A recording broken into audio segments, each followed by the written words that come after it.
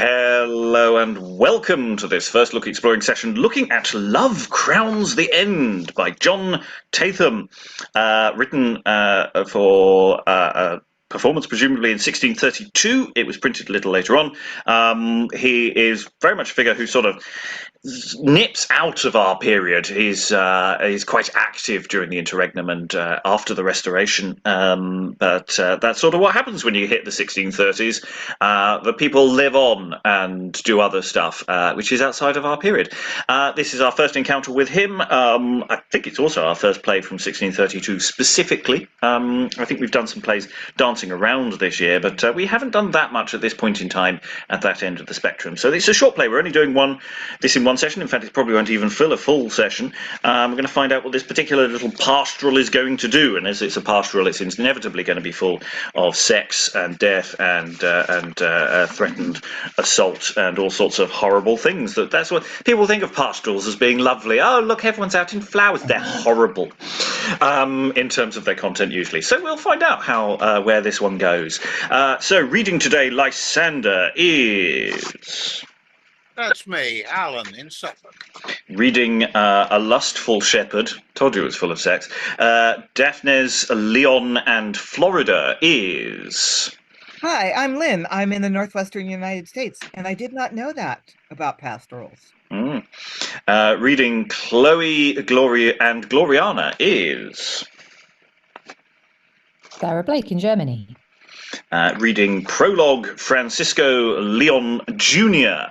There's an interesting question as to who that's supposed to be, is... Hi, I'm Greg, and can we please have some nasty gory deaths? I'm sick to death of comedy this week.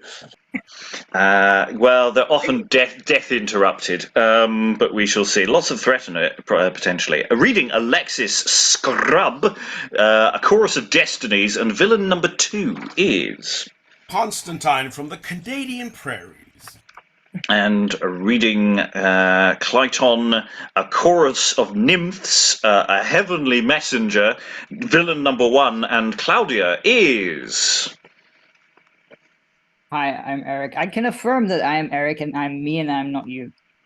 And I indeed am me and not you. And I am Robert Crighton. I'll be reading stage directions and generally moving things forward. Without further ado, we have a prologue. So could we prologue away, please? You stars upon her, brighter than the day, or new raised Phoebus in his morning ray. As rich in wisdom as in virtues rare, accept the choicest dish our wits prepare. As a third course to please your eye, which still covets to have of novelties its fill. We have not bundled up some kickshaws here to bid you welcome. We do hate such gear. Our brains the kitchen and our wits the meat, preparative to which we bid you eat. If you like it, if not, refrain it. You judges sit to damn or save, not our not yet ripened wit. So rest upon your goodness. If you frown, our poor endeavours then are trodden down. There's a few nice little choice bits in there. I like the idea that our brain's the kitchen and our wit's the meat. I don't know whether this is part of an event which does also involve food. That would make it quite doubly apposite. But that bounced along nicely as a sort of semi-generic prologue. I quite liked that one.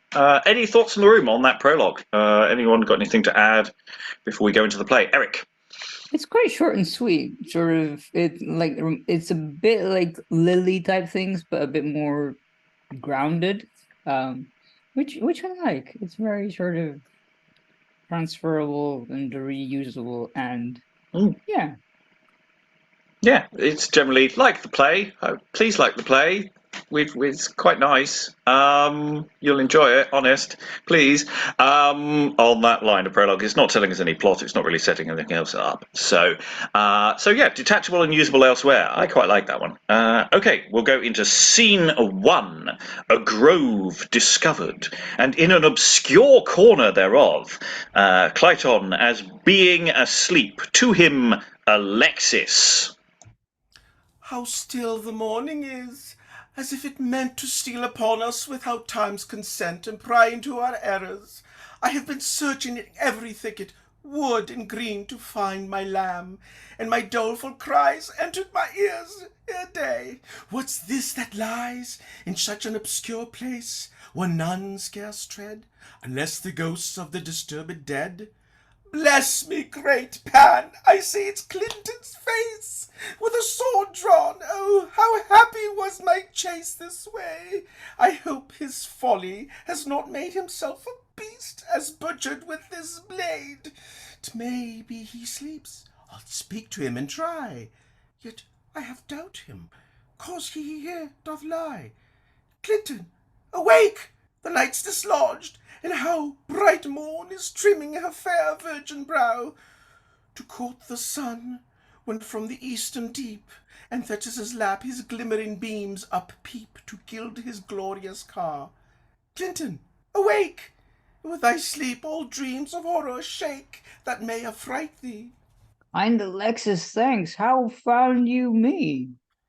Walking those flowery banks, twixt the green valley and the place which we have consecrated to love's deity, a strayed lamb seeking, I dare hear sad moans proceed from some, like peals of parting groans, which I pursued, but in my search I found none but yourself.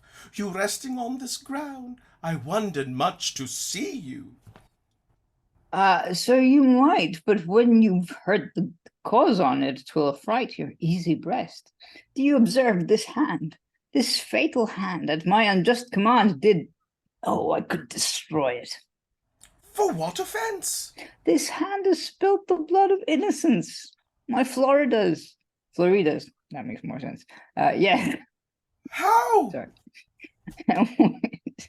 And when I'd done as I might well did hide me from the sun, fearing his eye would be the only cause to find me out. And here from men and laws I have obscured myself and could not say 'twas justly night when night, or when day, when my fact hath sullied both and stunned my sense, hurled to confusion all my confidence. What urged thee to such inhumanity? Oh, say! Suspicion of her loyalty. One day, dreaming Lysander had enjoyed her love, my jealousy to cruelty did move. I slew her 3 days past, and since have been each night at that place, I stained with my sin to seek the body. But some power divine, for none else durst approach her vestal shrine, truly has rendered her immortal and conveyed the body to some holier land. The body gone? Or else my eyes deny there's help to such an abject wretch as I. The crime requires contrition. To that end, thou shalt with me thy days to come shalt spend in holy uses. I'll prepare for thee, in the best form I can, each property belonging to a pensive man. You must forget all youthful pleasures, think on dust and penitence, the only means to bring thy soul to rest after this wandering. Will you with me? To death or otherwise, since Florida is dead, life I despise. And exeunt. We'll go into the next scene and gather some more general data. Scene 2, enter Cloe, pursued by a lustful shepherd. Oh, stay, my darling, do not fly. This place is private, here's none nigh. Fear not, wench, I'll do no harm. But embrace thee in mine arm, gull and kiss, and do the thing shepherds do at wrestling. Oh, help! If any shepherds near, hear my laments. Nay, do not fear, but if you do, with coy disdain, think thus to leave me in my pain, I'll force these golden locks of thine to lie beneath these feet of mine. Then yield, and here enjoy such sweet as with our embraces meet. Oh, hapless maid, no aid will come. Lysander steps forth. Fear not, virgin, here is some nature's monster. Villain! Aye, why? Thy flame now burns so high, will no other serve thy turn, to quench the heats that in thee burn? But so fair a soul as she, I... Villain! Hence, or else I'll be thy butcher. Beast, away, away, and shun. the searching eye of day. Lustful shepherd gazeth on him and then runs in. Kind youth, to whom am I bound for this fair courtesy? First unto heaven, fair creature, next to me, a poor unworthy shepherd, as you see. May your sweetest, whom you love, ever constant to you prove. Be she brighter than the sun, pleasing as our day at noon, fresher than the morning dew, sweeter than a new-killed ewe, like aurora decked with flowers, or the welcome April showers. Aye, may she love you, and you be the mirror for true constancy. Go, gentle youth, and this day prosperous be among our swains in your activity. Exit Chloe. 1,000 thanks are yours. Pan, be my guide, and thou, fair Gloriana, my soul's pride, whose beauty hath incindered my poor heart, worse to nothing, and by some strange art, exert a spell to charm all men shall find. Thou hast a power above mere humankind. Exit Lysander. And there we will pause. So we've had two scenes of dramatic action. Alexis comes in, finds someone asleep, kind of thinks the worst, and then they confess to murder. But the body's disappeared. So do we feel that Florida might possibly still be alive and everything's probably fine? And then we have, as I said earlier, it's a pastoral. So someone's going to attempt sexual assault at some point. And that's then there's a rescue moment. And the dialogue sort of bounces along, and it's sort of fine a lot of the time, and then it just has some really weird turns of phrase. Sweeter than a new-killed ewe. I suppose if they're all shepherds, do they just have some very, in a pastoral vein? But that's not a turn of phrase that leaps to mind. So yeah, some odd stuff in the sense it has a sort of simplicity to it, but also it's quite weirdly structured in the verse as well. There's all sorts of interesting enjambments going on there, and the flow of it's different at times. So yeah, it's quite weird. I don't know what to make of it yet.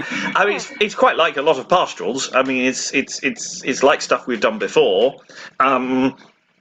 But did you get the impression in scene one that you're going, hang on, have I missed something? It's like, oh, this person who's asleep. Oh, you're confessing it. What? Was there a... It makes me worried that we've accidentally not got some scenes and that actually that's... But I don't think so. I think this is... I suspect drugs.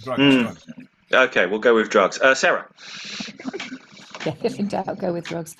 I mean, yes, I was slightly taken aback by that. I mean, I suppose it's a very economical way. Because it's been very, very economical so far. It's like we've had murder and attempted rape in very few lines. So it's an efficient way of getting your plot over. But I did think, oh, that's a really weird way to start it. The fact that someone wakes up and says, oh yeah, I had a dream that my girlfriend was unfaithful, so I murdered her, and now I'm really sad. It's like you'd expect either that to come later on in the plot, or you'd expect to kind of have the scene between them. If you wanted to start the play, with the slam bang opening to hook the audience. Yeah, you wouldn't expect it to start with maybe the report of it after. I don't know. I kind of felt like there was a scene missing, but maybe it's just that's what it's doing because it wants to get to where it's going as quickly as possible. Yeah, I mean, it does feel like an awful lot of story beats without necessarily a lot in between. We've had that with a few texts before, but texts that we feel possibly have actually been trimmed back. But this feels like it doesn't feel like it's been interfered with. It feels like this is just how they're telling the story. They're just doing a very short play. I mean, it's not very long. Eric? Well, also, it was like, yeah, I killed her 3 days ago and I kept visiting the body. And it's like, talk about like criminal visiting the crime scene again. But like, it just, I don't know. It just felt weird to say that as the first thing that happens in the play. It's like, and it's like, I get that you're friends, but usually there's a degree of shame. Like, no, I don't want to tell you. Or, like sort of that game of like teasing. Oh, no, I can't tell you. Oh, yes, you will. Oh, no. Oh, yes. And then sort of, you get the point. And then, of course, because we don't have a proper justice system in a pastoral universe, it's this whole thing of come with me and you will live a life of, a sort of ascetic life out of the way of things. So it's quite interesting what it's doing there. And then say we have this rescue in the following scene. So it's throwing a lot at us really quickly, and it's sort of difficult to know how to pitch it because it's everything's flying by so fast. And like plot beat, plot beat, plot beat. Sarah. Yeah, well, also, I'm sure everyone here is clued up, but just to flag it up for anyone watching at home, Lysander, who rescues Cloe in the second scene, is the dude who is mentioned in the first scene by Cliton, who when he says, "Oh, I had this dream that my love Florida, had it away with Lysander." So, I mean, I'm assuming there's only one Lysander, so. He's been set up as this kind of possibly, even though it was a dream, possibly slightly lecherous figure in the first scene, and then he turns out to be all kind of heroic and noble. So that's quite interesting. Yeah. So it's Lynn. I just want to throw in that I think I dreamed might be metaphorical. I imagined. I fantasized. I don't know that he's saying he literally had a dream at night and woke up and said, "Oh, that must be true." Or there's it's more just I'm just having these jealous thoughts and they've overwhelmed me. Eric. Yeah, also Cliton doesn't really do very good, like sort of. I mean, if you want to hide something, you don't, aside from, leaving the murder weapon at the scene, or possibly washing your hands, hand hygiene kind of thing. I don't know. It just seems a bit weird. I know that it wouldn't make sense in this universe because, we've seen this before, sort of people going, "Oh yeah, I'm going to kill her because she's sleeping with my boyfriend or whatever, or sleeping with my bro," because you can't have a bromance that way. But yeah, this is just weird.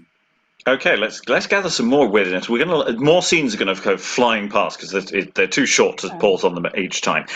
So scene 3, enter Daphnes. Bright sun, why dost thou shine on me, and why? Is it to mock me? Keep thy light, for I had rather live in darkness and so die. Or dost thou show thy luster in disdain? Because I have so oft with speech profane blasphemed against thy goodness and in praise of poor earthly creatures spent my days. Dost thou yet smile? Forgive me, and I'll be no more her servant, but will honor thee. Keep thou thy brightness, Phoebus, and this day from all our plains I'll bring the prize away.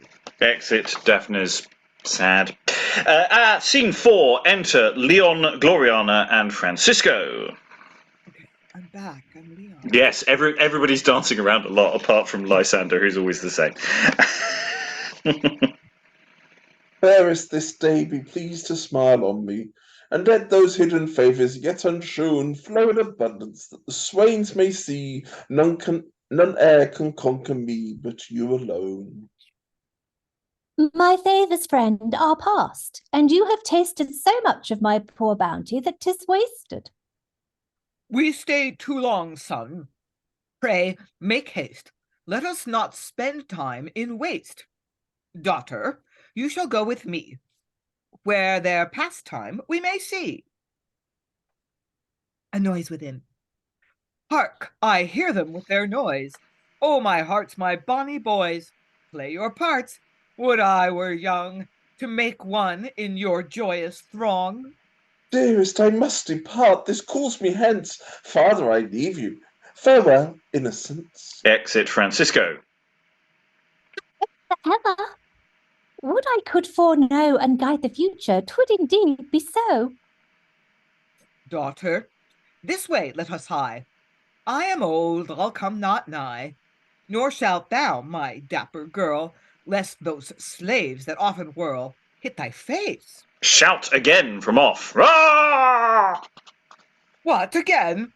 Nay, then, I fear we go in vain. Yet, father, let us go, that we may learn who gained the victory. And they exit. Scene 5. Enter the lustful... Lynn once again changing hats. Enter the lustful shepherd like a satyr. Because Dame Nature, pox of all her tricks, has not dealt so well with me as she ought, making me but a lump of rough-hewn stuff, the pettish wenches will not play with me, nor tick, nor toy, and 'cause I'm apt for sport, howe'er I'm formed, I'll put on this disguise to fright the baggages, when, getting some twixt mine arms, I'll force them to my will, yet pass unknown. Thus I will my senses fill. So-ho, so-ho, so-ho! What noise is yon? Enter Scrub. Through the woods and through the woods have I run after the runaway, my master. What art thou, in the devil's name? Sirrah, I am... A devil? I knew it before. Thou shouldst be a lecherous devil by thy hairy hide. But I'm no succubus. Good man devil. Dost thou fear me? O Lord, me, sir? I have yet met such another devil as thou art in my porridge dish. And didst thou know him? Know him? How do you mean, know him? I should be loth to know him, or thee, or he, thee, or thy grand master, me, for any ill, for I have defied the devil and his works ever since the general earthquake, and that time my mother's cat miscarried in the horse pond. Was thy mother a witch? How? A witch? You devil, I'll witch you. And he offers to strike. Hold, man, she was an honest woman. Nay, now thou liest, and thou beest the devil's devil, for I have heard her soberly say she had 6 bastards by a sole gelder before she pigged me. Offers to strike again. Hold, man. The devil's afraid of blows? I'll make you spit fire. And runs after him. They exit, all making perfect sense. Scene 6, a great shout. Ha-ha! Lysander enters with a garland on his head and scarves on his arms, Chloe following him. Friendly swain, the day is yours. You see my prayer, it seems successful was to thee. Oh, pity my maiden tears. Till now I ne'er sued to a shepherd, they my suitors were. Nor deem me light because my love is such. I love indeed, and fear I love too much. You saved my life, my chastity, what more? Take me as one that was your own before. How much I grieve, fair shepherdess, my fate will not permit me to apportionate so just a meed as I ought tender thee, and thy deserts have merited from me. I'll be your servant, and will attend your sheep, nightly watch o'er you while you sweetly sleep. In early morn, when you arise from bed, you'll find for you the welcome board bespread, and against noon, when you from toil return, again, fond woman's tender care you'll learn. All these and more, when your approval's won, crave but your kindly smile and say, well done. To starve your hopes from further prosecution? No, I've already fixed my resolution. To love but Gloriana, she commands my life, my fortunes, liberty. So much I pity you that I declare, if I'd 2 hearts, one you should gladly share, as recompense for your love, though 'tis vain. Oh, why do I this language entertain? May you live happy and enjoy as rare and constant shepherd as yourself is fair. Exit Lysander. Is my face withered? Or has nature so deformed me lately that I am not Chloe? For thee, poor Chloe, shepherds have pitched the bar, wrestled and leapt, and shown the feats of war. For thee, each strove to gain thee as his dove. Thou didst slight and scorn their simple love. How many verses have the shepherds made in praises of thy beauty, whilst thou laid thy heart on him that cannot hear thee named? Oh, thy delight is still to have him famed. May the rings and gloves thou hast received from the poor swains thou oft times hast deceived, For thee on holidays, and with steps so bold, they'd to the heath next to the Pinder's fold, where they with music at such sweet content would spend their time to make thee merry. Since then my love is not one mire rewarded, but worse, my beauty is no more regarded. I'll tear these golden locks, that shepherds may leave off their sports and make no holiday. And now she sings, though Sarah is under no obligation to actually sing. Oh, lordy. I will follow through yon grove, where I soon shall meet my love. There with warm embraces we will clip and cull, while none shall see. A willow garland will I make, and sweetly wear it for his sake. Then through the thickets, woods, and plains I will hide me from the swains. High day, what art thou? Come thy name and state avow. And as she is running in, Daphnes meets her. You are not wont to question thus of old. How fares my dear? What, has thy love grown cold? Oh, hence, thou coward, hence from me. Blush at thy disloyalty. Didst not tell me that thy fame would throw a lustre on my name? Yet sufferest now a stranger bear the prize, and thou to have no share. Your frowns, my fairest, and not he, gained the victory from me. Had you smiled, as you did frown, all his strength I'd mangered down. What has disturbed thee, lovely one? Who injury to thy person done? Oh, fool, sees naught amiss, a very fool. Kiss, kiss, kiss. Exit Chloe. What fickle things these women are! Though we flout them, it is confessed we men can't do without them. Our too much doting, though, makes them elate. For loving them ourselves, they'd make us hate. This bad temper in her, I suspect, proceeds from overweening self-will checked. From some denial, if we only knew it, Lysander may have given to her suit, knowing my love to her. Oh, yes, 'tis so. I must not let her suffer too intensely, though. And exit. And so a pause there. Lots of stuff whizzing by, and I did deliberately not stop and start to get that sense of everything is just whizzing by. So we started with a little the introduction of Daphnes, and they just turn up and just say, "I'm sad." There's no exposition as to why they're sad. If they had turned up in the previous scene and sort of seen which way the wind was going with Cloe or something, so you knew that it was sort of connected with where life might be going with Chloe or something like that, that might have helped. We then go to this other sort of setup here with Francisco and Gloriana and Leon, but the daddy Leon, but it's not really clear what's going on. It's not really clear that the shouting is sort of some sort of offstage fight sort of contest thing that obviously the garland which Lysander is winning or something like that. That's sort of how I got the impression things were going on here. And then we have Lustful trying to decide himself as a satyr to get away with sexual assault without being recognised, because it's just a horny goat, so it's fine.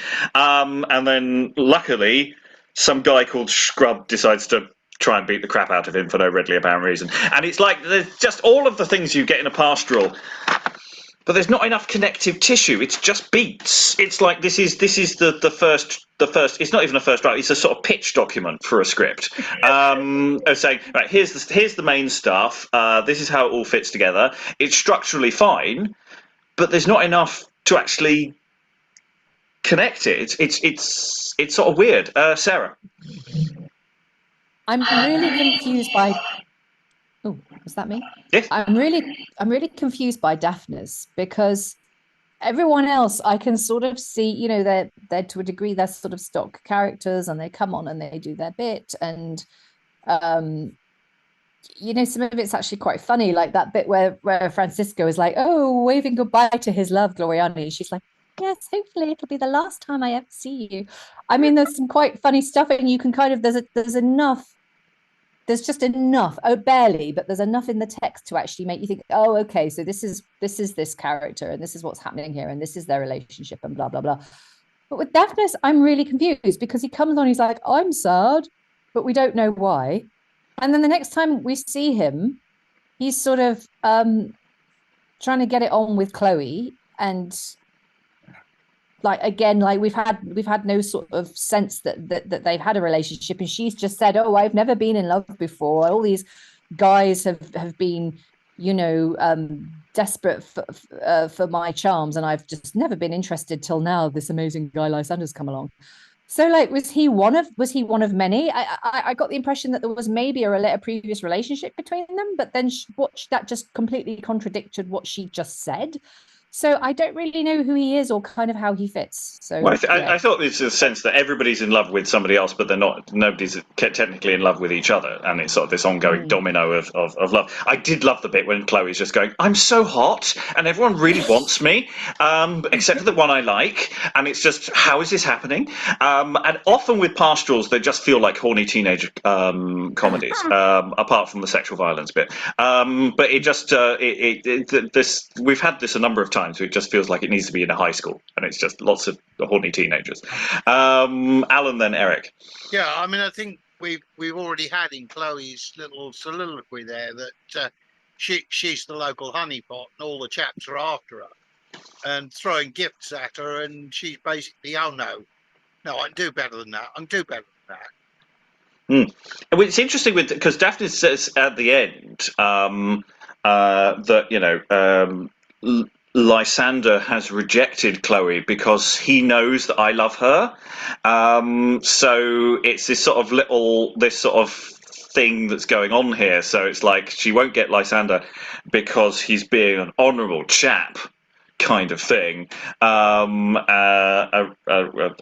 again, it's not enough connective tissue to actually know what anyone's really thinking inside. Eric, and then Constantine, then Sarah. Yeah, what was I going to say? I was going to say that I like to think that this is like sort of trailers of different series, or the series that are set in the same place, but they've been spliced together. So it's like, instead of like flashback, or flash forward, or whatever, you have all these like moments of a film, but you don't really know what's going on until you watch the film. This is what this is basically in my head. I mean, there's sort of enough here, with correct, pointing and tidying. It would make sense. It's just when we're just flitting through it like this, it's just Constantine. Yes, and I noticed this, and it was there was some discussion in the chat. The gender confusion of the names, because Alexis and Daphnes, and then I realized, Daphnes is an S, so that's the male version of the name, right? So you have to read the play to understand, oh yes, that's a male character, that's a female character. But they don't make the distinction in the dramatis persona. So I mean, whether, I guess, today that makes a difference, but I mean, it's interesting how, the confusion with the names could create. Yeah, I mean, certainly when we get to Daphnes, what fickle things are women? We get a definite. Yes, think we know where who this guy is now. Sarah. Yeah, I just wanted to continue the point you made about what Daphnes says about Lysander doesn't go for Cloe because he knows that Daphnes likes her, and so he's being like an honourable friend. But that's all bollocks, because we like Lysander's told us twice already that he's just mad for Gloriana, and that's the reason. So like, I am a bit confused by. Well, I'm not sure. I'm not sure about his language. Is very loving, actually, and I have already fixed my resolution to love. But Well, Gloriana, I think that's more a social status thing, perhaps. Again, we don't quite have enough data because it's so brief that we're not really getting in. People are saying things, but they're chucking little information bombs over their shoulder while they walk off stage, and it's like, what? Sorry. But either way, he has a very definite reason for not wanting Cloe. Whether he loves Gloriana or not, but he has a definite reason for denying Cloe, which, like, Daphnes is just like, I don't know, it seems like he's a character who's just been put there to, like, muddy the water for, like, all the different plot lines. Well, let's find out how muddy the water is as we go forward into scene 7. A place discovered. All green myrtles adorned with roses. A title written over it thus: Lover's Valley. It's Lover's Lane. It's Makeout Corner. They're all turn up in cars. Okay. Enter Lysander and Gloriana. My dearest love, fair as the eastern morn, as it breaks o'er the plains when summer's born, hanging bright liquid pearls on every tree, new life and hope imparting as to me. Thy presence brings delight so fresh and rare as May's first breath, dispensing such sweet air the phoenix doth expire in.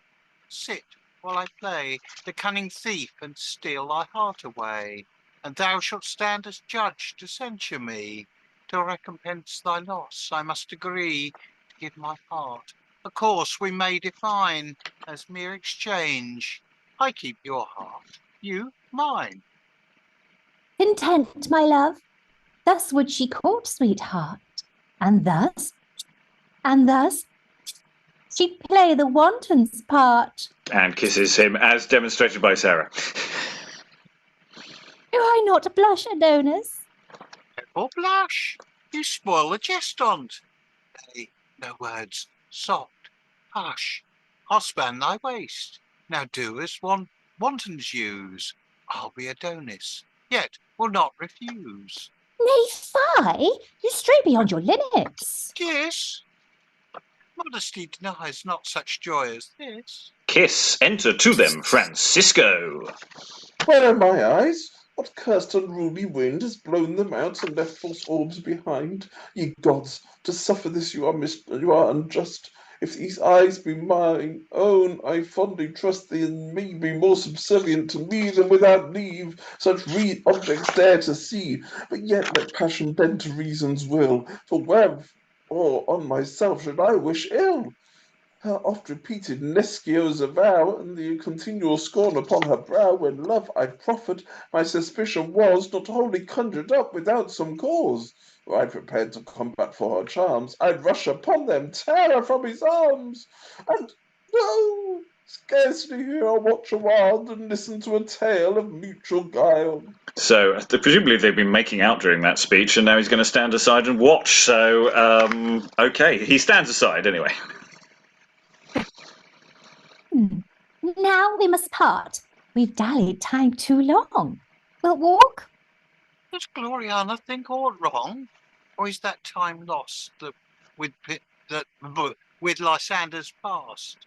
Deluding devil! That time runs so fast, I would, Lysander, if 12, not the stain, would rest upon my maiden years, remain, for ever gazing on thy beauty.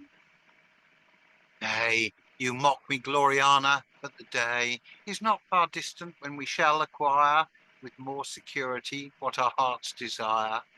Where shall we meet again? In yonder vale, tomorrow. Early, dear. I will not fail. Exeunt Lysander and Gloriana.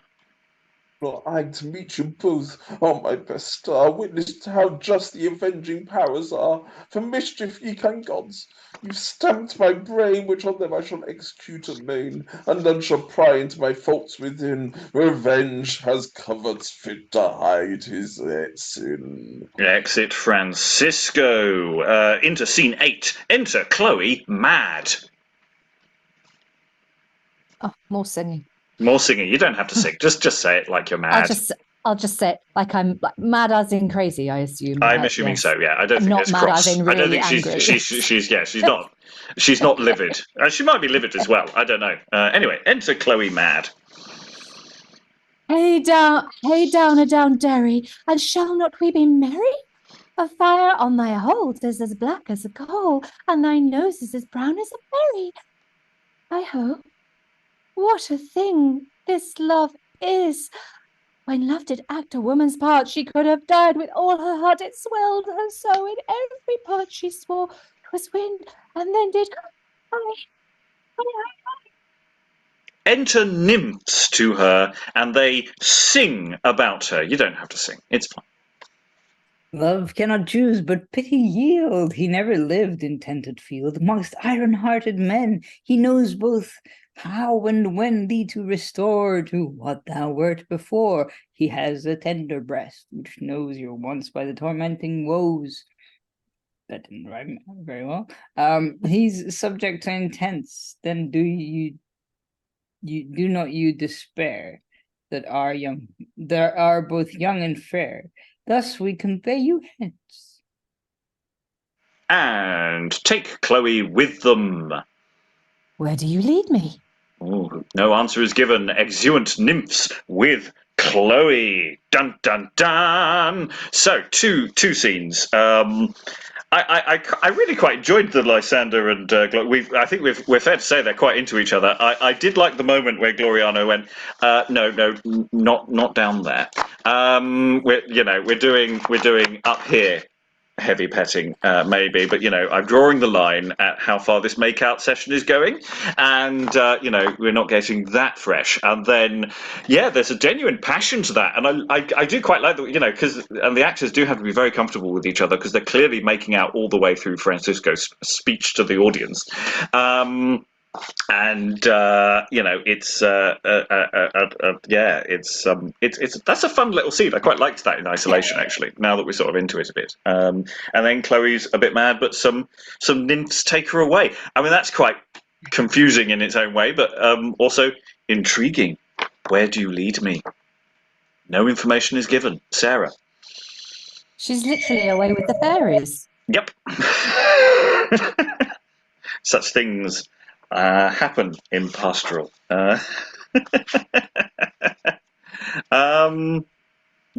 Any other thoughts? It's starting to pick up for me now. Now that we're sort of into it, I'm sort of a bit into it.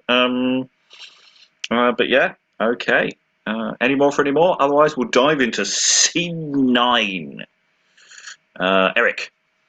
Well, we've been through 8 scenes already, but I feel like there's a lot that's happened. And we're already I wouldn't say halfway through. We're over halfway. Slightly over halfway through.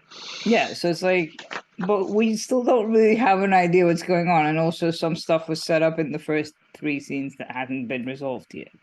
Well, I think everybody's in love with everybody else, but not necessarily the person that actually loves them back, with the exception of, it seems, Gloriana and Lysander, who are clearly hot to trot. Alan. I'm just wondering if this is another one of these shows where you're supposed to come out whistling the costumes and set. Mm. Rather than anything else. Yeah, there's definitely there is detail of setting going on here.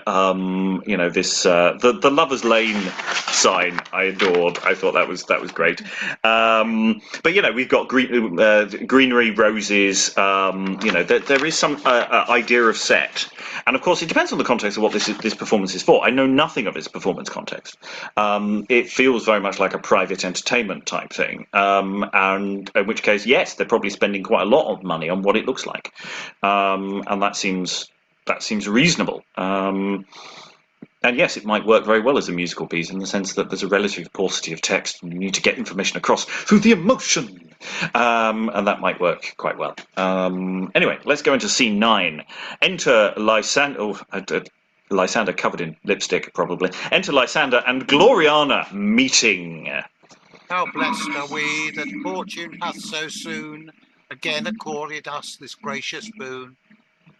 A favour we in duty must avow, and to the gods in all that's grateful bow. She sits down. So sits the pride of nature, all things, each beauty that the checkered fields display, in Flora's richest wardrobe, far above. Long practised in the flattering rules of love, say, for such compliments, what reward you claim? A kiss is more than I can merit. Kisses her. Shame! You are too free. Pray sing. And what's my gains? You'll give me such another for my pains? Just put it to the trial, lovely one. You shall not lose your labour when all's done. And sings a song we don't have the lyrics for this one. Sit while I do gather flowers and depopulate the bowers. Here's a kiss will come to thee. Give me one, I'll give thee 3. Thus in harmless sport may we pass all the idle hours away. Actually, no, tell a lie. That's clearly a song, isn't it? Those are lyrics. Oh, right. Yeah, that clearly is functioning as a song. Anyway, carry on. You're probably still singing because it's a duet singing together love thing, isn't it? Oh, right. Okay. Well, I'm not going to sing. No, it's all right. Hark, hark, hark, how fine the birds do chime, and pretty Philomel her moan doth tell. Then pity, love, and all is well. Here's the violet, pink, and rose, the sweetest breathings for the nose. Yet thy breath to me doth yield more fragrant scents than all the field. Love cares not for flowers or toys, play games for your apish boys, nor superstition for his condition is for to know. If you love or no, then answer love, aye or no. But yet methinks that face should be the model of true constancy. Therefore no reason have I to suspect thy loyalty. Here's another kiss for thee. Give me one, I'll give thee 3. Thus in harmless sport may we pass all idle hours away. Hark, hark, how fine the birds do chime, and pretty Philomel her moan doth tell.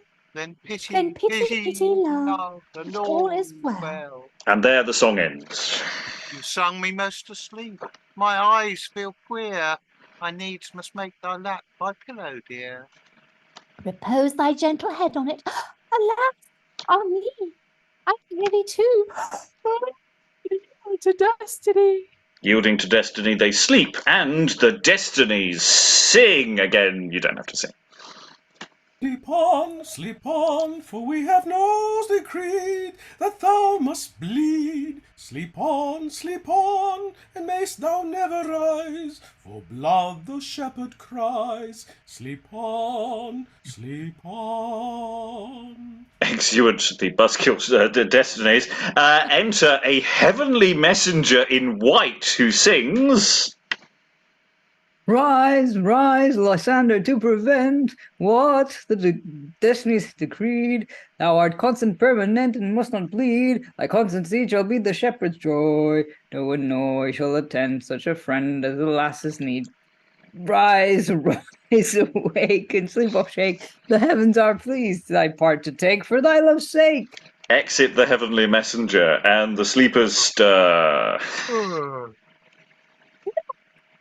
My fancy's troubled. Lysander, where art thou?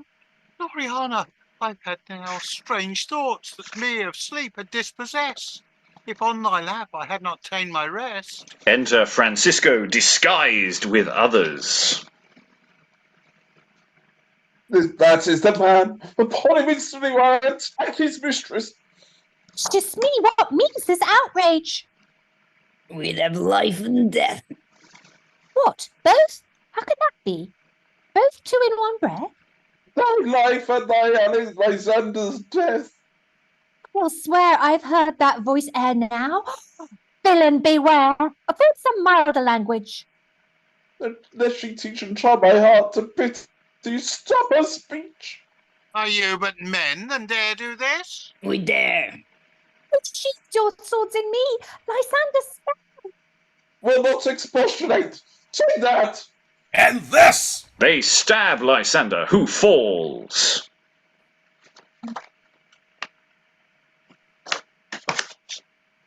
Oh, we didn't hear you, Gloriana. Oh, okay. Oh, Sorry, that'll be because my original sound is not on. Lysander, oh, my all, my earthly bliss. They take her with them. Let me but breathe my last upon her lips, and I'll forgive what's past. Rises. Cowards and miscreants, do you leave me thus? And oh, my fairest, wherefore upon us should light such dire misfortune? Tell me where, sweet Echo, my beloved, breathes the air. I'll follow her.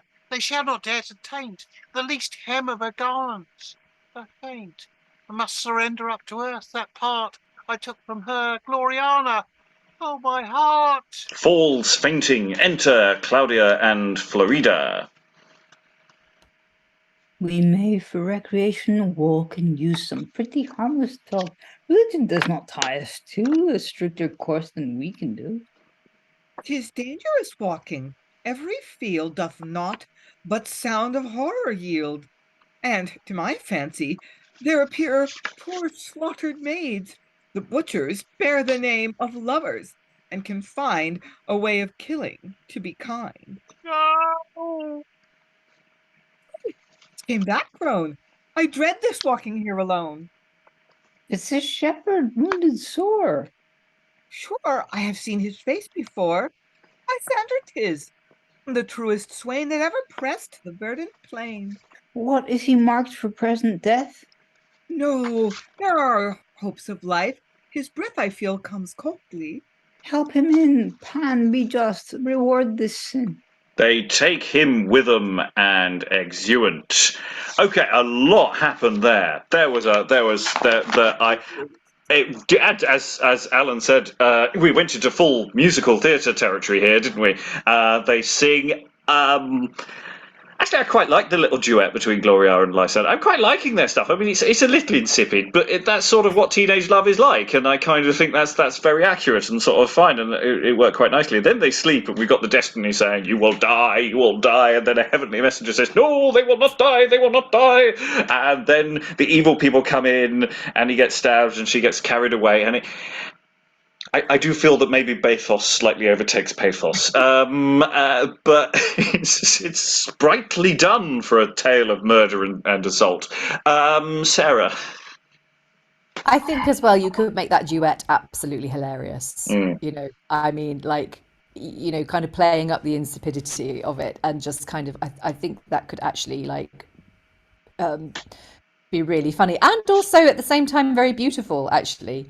I think there's a lot going on here. I just wondered with that scene we've just done with Florida appearing, no mention of the fact that she was supposedly stabbed by her boyfriend, and then she sees Lysander and presumably is going to take him up and take him home and heal him, look after him till he's better. I'm wondering if that dream at the beginning was a premonition and it hadn't actually happened yet. I don't know. I just have a feeling maybe it's going to end the way it started, or like it's going to end with the actual action that was described at the beginning. I don't know. Maybe I'm reading too much into it. Mm. Interesting thoughts. I'm liking it. I do like the way Claudia and Florida come on and just go, God, this place, you know, it's not safe to walk around. There's just so many. You hear all those horrible screams. It's the forest. It's not a safe. It's not, the neighborhood isn't what it used to be, is it? I mean, never see any police in the forest. Eric. Yeah, it just feels a bit like basically they kind of, like, I feel like in this scene the play actually got started. the bits before were just, I mean, okay, maybe like scene 8 as well, or whatever. Where the bits before were just set up, and now something actually happened to change the status quo of, like, oh, this is so lovely. So pretty, and because they basically go, oh, we're so happy, thus in harmless sport we may pass all hours away, and it's like, yeah, that totally can't go wrong. Just don't tell someone in a play or film that you're happy. Yeah, because it's like earlier when, like, you know, we've got all these shouts off, and there's obviously some sort of contest going on. The characters are, you know, they're doing something. It's never explained what that is. properly, and it's like there's an absence of context. And once we're about this way into the play, we sort of figured out who the characters are, and stuff can sort of get going, and it's a bit more straightforward. So you get the impression that something's missing here, that we're not quite getting the full picture. Anyway, we must rattle on. We're going to run some more scenes into each other. We might run to the end. I don't know. I might pause before we get there. But there isn't that much left of the play. So, scene 10. Enter Scrub. The devil and his dam, I think, have carried away my master. I cannot find him in a wench's placuit pocket, I should say, and yet I have been in a simple many since I came among the mutton-mongers, these sheep-eaters, unless they have hid him amongst their wool. I cannot imagine where he can be. I will wear my shoes to pieces, but I'll find him. Exit Scrub, a character we still haven't got a clue who he is or what he's doing. Scene 11. Enter Lysander, Claudia, Freitas, and Cloe. A religious matron from your hand divine, I have received this weary life of mine. My wounds were not so desperate or sure, some angel did afford a sovereign cure, as instantly to heal them. Howsoe'er, I must ascribe it to your pious care, for which I owe you more than I can pay, unless it be my life itself, which... Nay, the surgery I use is sent from heaven. 'Tis to the gods you owe that life now given. Say, Florida, have you aught heard of Cliton since you tried in vain his reason to convince against his base suspicions, when, as dead, in rage he left you, and unpitying fled? Never. Yet gladly would I see him, friend. But did I know how to achieve that end? Dear friend, the stories of us both, if weighed in equal balance, would be equal made. To test her love, your message I will bear. That will endear me to thee, then, sweet fair. Exit Cloe. You heard how Chloe came to our happy aid? Never. Amid the beech groves whither she had strayed, the wood nymphs found her, brought her to our cell, and with these kindly spirits wrought this miracle. Good. Now I can promise, if you will with me, you shall ere long the reckless Cliton see. Oh, joy! Have with you, then. Stay, whither now?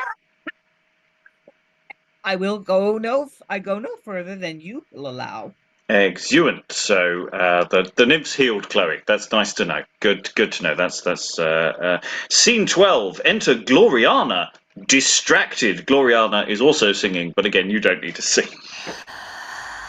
I know Lysander's dead, then farewell, maidenhead. Thou art but one when I am gone, it never shall be said. Hi, ho, ho,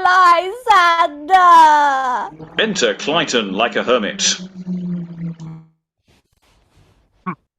Save you, fair maid, I wish you joy, free from aught that may annoy your quiet or disturb your sense, send you health and penitence. What? Are you Lysander? What with that beard? There's a great beard indeed. Hark you, Friar Tuck, do you see yon handsome shepherd Lysander? Why did you say he was dead? You are mistaken, a hermit I can cure all wounds, but what sin makes it pure, and those that are cured by one above. I can help those ills that move man to distraction, jealous fears in man or woman. I have years of gained experience to apply for all sorts of safe remedy. Do you see where he doth stand, with a crossbow in his hand? I will follow thee, my dear, though the goblins keep watch there. I'm liking her songs. Offers to go. Oh, stay, pure maid. Old man, why do you hold me so? In sooth, you shall not. Let me go. If you will be ruled by me, you shall your Lysander see. Shall I? Indeed, now? Come with me, and you shall know more, if you'll but patient grow. They exit. Scene 13. Enter Leon and, confusingly, Leon Jr. Good father, calm this grief. Lynn, you're on mute. Yes, Lynn muted. Sorry about that. My only daughter. Is not my daughter lost? In vain we've sought her. The only staff whereon my age did rest, the earthly joy which with my heart was blessed. Oh, I am miserable. Do not take on. We may yet find her. Hope is not quite gone. Never. Some savage has laid hands upon her, having deflowered her of her virgin honor. Talk not of patience. 'Tis the only course to cure bad distemper, to grow worse, and fire it out of him. Enter Alexis. Courage, dear sir. Again let's try. I'm lost in losing her. I'll take thy counsel. Goodness guide me still. Sometimes our parents cross against their will. Exuent. And there will pause. A lot of, again, we've got these sort of discombobulating scenes of stuff, like Scrub turns up, and we still don't know who the hell Scrub is. Scrub's just this random person who's masters someone and has done some stuff, and now he's coming in and just going, oh, I'm stuck among all these sheep people, what to do. Then we have a slightly more straightforward scene. Lysander's fine, he's been healed, Chloe's fine, the nymphs healed her mental illness, that's lovely to know, and that's sort of thrown in there. Gloriana's really worried and possibly distracted again, so she might have gone a bit mad, having heard bad things about Lysander. But then Cliton turns up like a hermit and says, "No, things could be fine." And then Leon's really worried about his daughter, and we're not quite sure who Leon Jr. is supposed to really be. It doesn't quite make sense. But anyway, apart from all of that, Lynn, it's perfect. It's all going well. I've already forgotten who Leon's daughter is. That was Gloriana, yes. We had the scene earlier with Francisco being hopeful of her, and Leon was there with Gloriana. It's very confusing who everyone is, actually. I've got quite lost. So Gloriana's in a relationship with Lysander. They're in love with each other. So, right? But then Francisco is jealous of that and tries to kill. Is it Francisco? Yeah, Francisco did and she was carried away, remember, and we've no idea what's happened to her in the interim. Her mad song doesn't exactly give us any hope for the pleasant time with villain number 1 and 2, or what. We don't really know what happened there. That's quite worrying, really, considering how much violence there is in these texts. So yeah, that's disturbing. And then Francisco, there's not a girl who's in love with him for him to end up with. Is that true? I don't think so. I don't think anyone loves Francisco. But maybe there's someone spare. Alan. Yeah, I've a feeling that Scrub is possibly Lysander's servant, and if this turns out the way I'm half expecting, I think we're going to find that Lysander is a noble who's slumming it with the shepherds, and Gloriana will turn out to be a foundling and a princess. That's the way it tends to go in these things. Maybe it is so. We shall gather the last fruits of our labours and find out, because we are very near the end. So we go to scene 14. Enter Lysander, Claudia, and Florida. We're almost in his cell, where he diswaced himself with grief, thinking you are grace, a citizen in heaven, and that foul wrong he did you smell so rank and strong, has so defiled his soul that the offence cannot be purged by such penitence. You have moved my heart, that midst my trembling fears I feel the lifeblood may well out in tears. For me that strictness here he has undergone, will call my grateful thoughts to dwell upon. Enter Cloe and Daphnes. I'm glad I've chanced upon you. Do you see we're coupled as true lovers ought to be? But out, alas, your Gloriana's lost beyond recovery. Now my soul is crossed.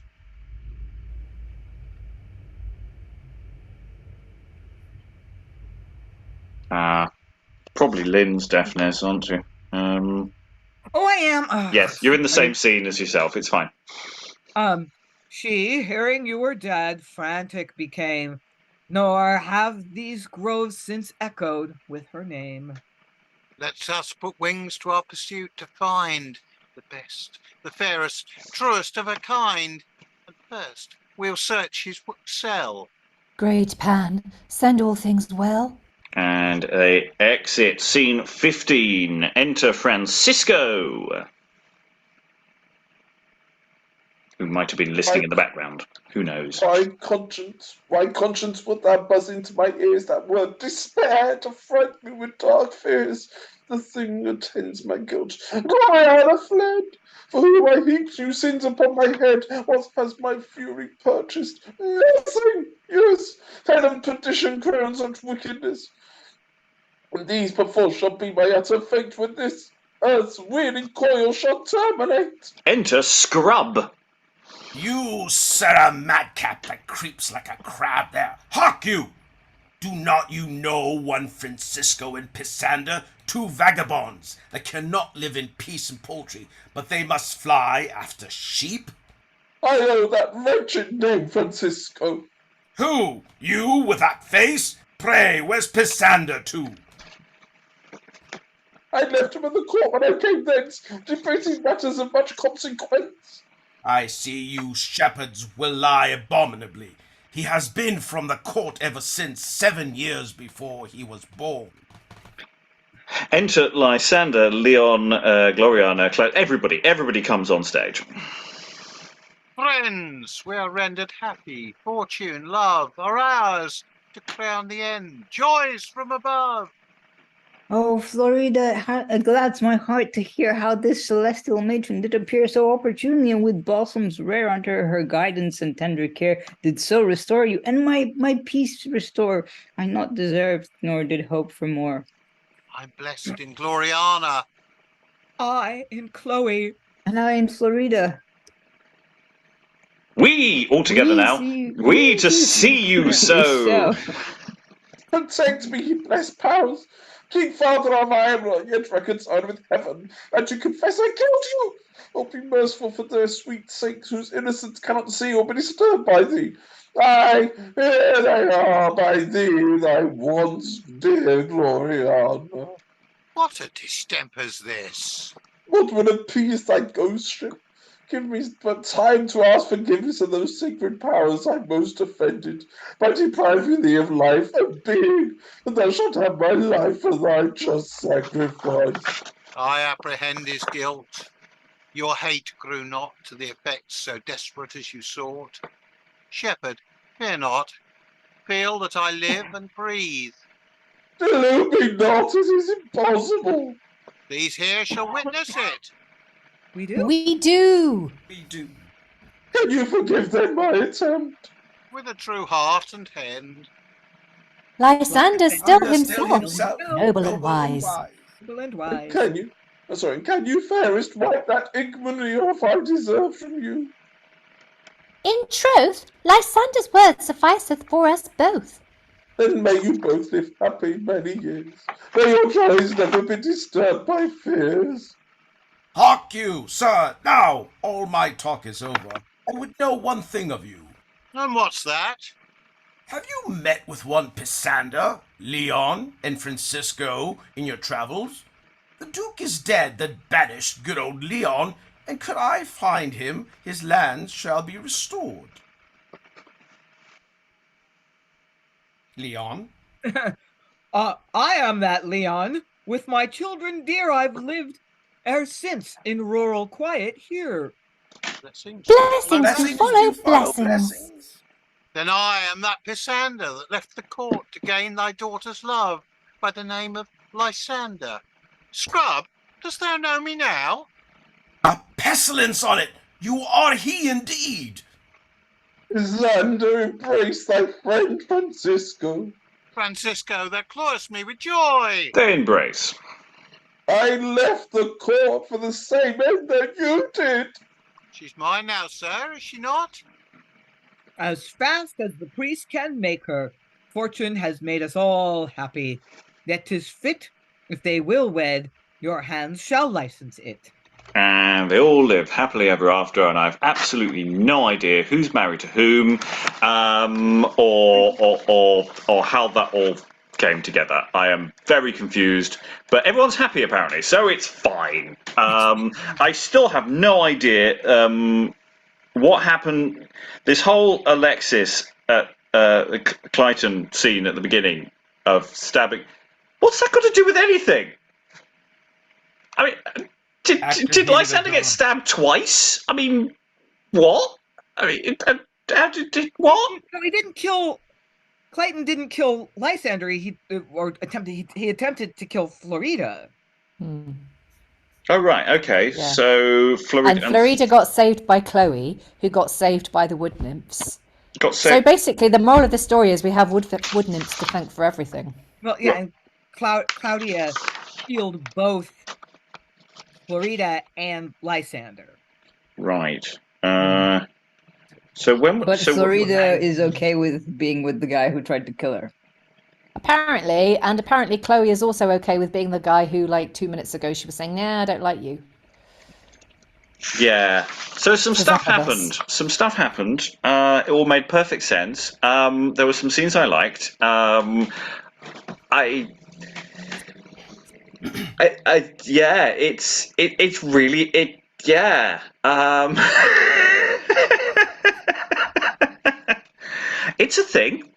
It's a thing. I'm sure it is perfectly entertaining. I mean, the thing is, by this point, these kind of pastoral plots are very, very well known, and I think there's an element of, well, if it's all a bit cliched and hackneyed, it's fine. Cliton, other things, I don't know. I'm confused. Constantine. Well, I just read that was it Tatham, the author, was actually 20 years old when he wrote this. Oh, that explains a lot. That explains a lot. Yeah, that's fine. Yeah, that's fine. That's cool. Okay, Lynn. Yeah, before that little factoid was revealed, which it explains a lot, is true. I was just thinking there has to be a point to this that's not on the page. I mean, it's all about attractive young people in skimpy little pseudo-classical costumes, or lots of greenery on stage, or like incidental music throughout that's not noted on the text. I mean, that to my sense is like this is the reason for being of this as a performance piece is not readily evident on the page. No, and I think I agree. Yeah, we've already got quite a lot of music in this. There's probably more, and I think you're right. It's about the spectacle and the costuming and the things, and does anyone care about the plot? Is the audience just sitting there, just going, "Yes, cool things are happening"? Eric, then Alan, then Sarah. It does feel a bit like one of those rom-coms where, like, you don't really care about, like, it's sort of the guilty pleasure type things where, like, it doesn't really matter what the plot is. You know that they're going to end up together. Except this is very problematic. Like, I mean, the sort of matchings are a bit problematic. But, I mean, I don't know if there's a play from this period where the matchings are not problematic. Yeah, I don't know. It feels like one of those feel-good stuff things, Who did Lysander marry at the end, by the way? He married Gloriana. That's all right. That's fine because that was fine. That was fine. That one was okay. I was sort of going, because that's the bit of the play I really enjoyed. Actually, I did kind of enjoy the flirty coupling where people are just flirty and coupling, and I thought that bit worked quite well. And I'm thinking, maybe there's someone quite annoyed about the autobiographicalness of those bits. I don't know. Alan, then Sarah. Yeah, when I was speculating earlier about it being Nobbs slumming it, I hadn't actually read ahead, but I'm sure we've encountered almost exactly that same plot line in one or two of the other pastorals that we've come across. There's nothing original here. And it's a plot line which has been used by umpty through people over the previous century, so there's no big surprises there. But it's another one, I think, in terms of genre, yes, it's a pastoral, but it's an entertainment. It's a spectacle. I mean, all we're missing is Inigo Jones and the set descriptions. And this is actually quite important because I don't know what the auspices for this are, but I'm assuming it's a private performance. In which case, actually, not only can you have a spectacle, you can actually have men and women playing the parts because it's private. You do what you like. And if that's the case, I don't know that's the case, but it's a very different, again, game that's going on here. I suspect not necessarily, but I don't know. There's by and large, though you will get women performers,